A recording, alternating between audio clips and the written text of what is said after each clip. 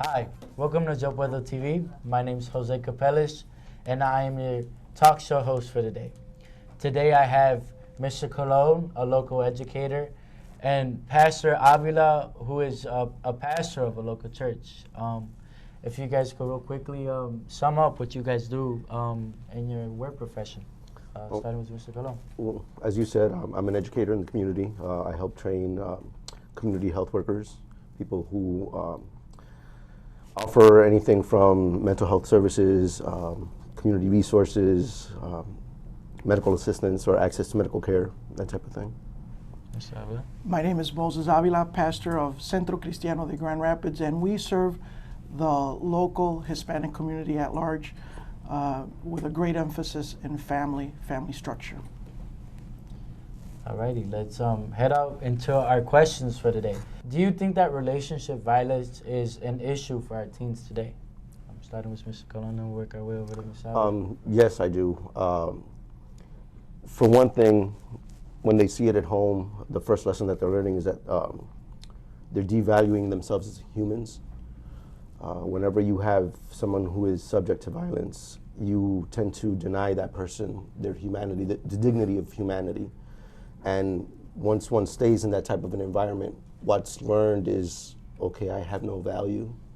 I don't have a sense of worth. And it becomes harder for the person to step out of an abusive relationship, or if the person's the abuser, it makes it that much easier to abuse the person because they're not seeing them as a human, they're seeing them as a thing, as an object. Yeah, I believe it does. I agree with Mr. Colon. As we live in a day and age when violence is affecting every area of our society. Number one, we see there's a lot of domestic violence. It's modeled in the home many times, and later it carries on into the streets and into every type of relationship that a teenager can have. So definitely, it's an issue of today. An issue of today. What do you tell teens when they're in this kind of relationship where there is abuse? I would first ask them, how are you being treated? Are you constantly being treated as an object? Are you, as I said before, are you treated without worth or value? And if the answers to that is no, I'm not being treated the way I should be treated, then it's time to get out of that relationship. If the person feels that they cannot, then we start looking for resources for that person to enable them to get out of that relationship. Okay. I think the first level for me with my approach is abuse is abuse. Abuse is undeserved. So the very first thing that a victim needs to know is that it is not their fault. And once we can recognize this, then it's time to get out of the relationship. Alrighty, I know some of our audience has some questions for you guys. So let's start off with the man in this seat. Okay, I got a question. For teens in a dating violent relationship, how does this affect their school, work, or behavior? Well, any kind of stress that's undue, teenagers have stress normally, but when it's undue stress, when it's something that's out of the box, school is not their main focus. It will reflect, first of all, with poor grades, bad attendance, and my approach is to start counseling with these students and have them come to terms with their abuse, recognize it, and step out of that abusive relationship. Hello? I agree wholeheartedly with what Pastor Avila said. Any additional stress that a teen is going through is totally unneeded, and they need to recognize it for what it is. You know, they may have been brought up under an abusive family conditions, and they may think that to be normal, and they need to know, no, that's not normal. We just talked about teens. How about in work or behavior? I mean, in social kind of things. Not just with teens, but with just regular people. Well, again, if you are brought up under conditions, you know, where violence is the norm, you're going to carry that with you wherever you go. Whether it's the workplace, whether it's school, whether it's, you know, out in the community. You know, you may have a disagreement with a neighbor, and if your norm for reacting to disagreements is violence, it's going to spill out into that. One of the byproducts of abuse is anger. And a person that is angry will constantly be lashing out at their coworkers, students with other students, rebelling towards authority, and it affects every area of our society. Okay. Another question. What kind of advice would you give teenagers for healthy relationships? Number one, for a healthy relationship, I lean very strongly towards abstinence in sex. I believe that teens are not ready mentally, physically, and emotionally to have any type of sex life. So I preach that constantly. They're not ready mentally simply because there's a lot of stress that's involved when a teen decides to have premarital sex.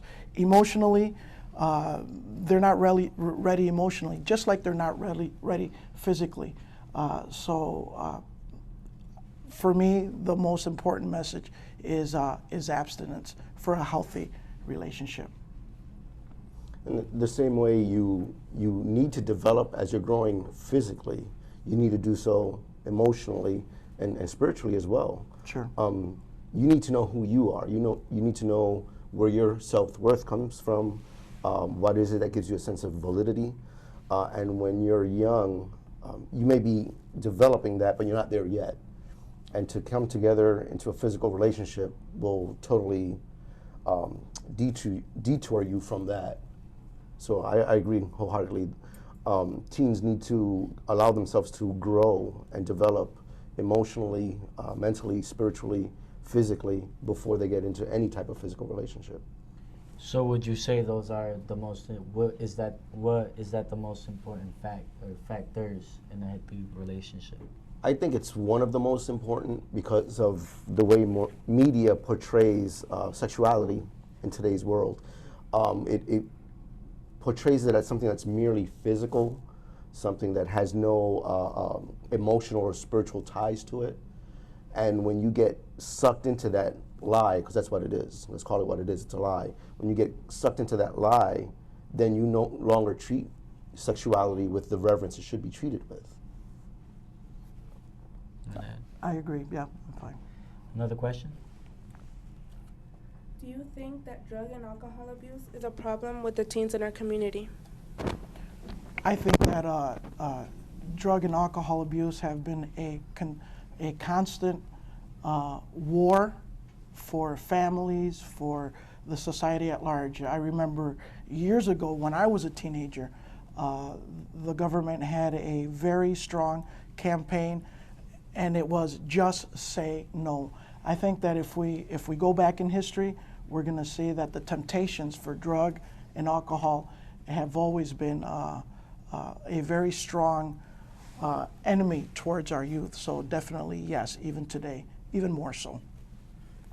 I think to an extent, and I want to be careful how I say this, but culturally, in some circles you have, oh, you're not a man until you fill in the blank. And one of those could be, drinking alcohol, abusing drugs.